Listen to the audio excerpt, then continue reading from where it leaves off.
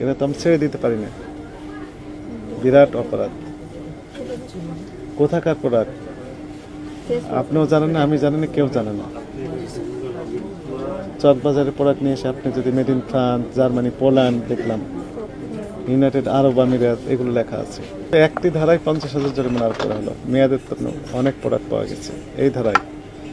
আর এই যে ইম্পোর্টার নেই, প্রাইস গান মেশিনের ব্যবহার করছেন, এই বিষয়ে আমার অফিসে উপস্থিত হয়ে ব্যাখ্যা দিবেন।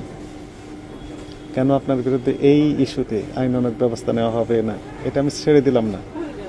কিন্তু তো আমি ছেড়ে দিতে পারি না। বিরাট অপরাধ। কোথাকার প্রোডাক্ট আপনিও জানেন না, আমি জানি না, কেউ জানে না। চকবাজারের প্রোডাক্ট নিয়ে এসে আপনি যদি made in France, Germany, Poland দেখলাম, ইউনাইটেড আরব আমিরাত এগুলো লেখা আছে, এগুলো তো বিক্রি করতে পারবেন না।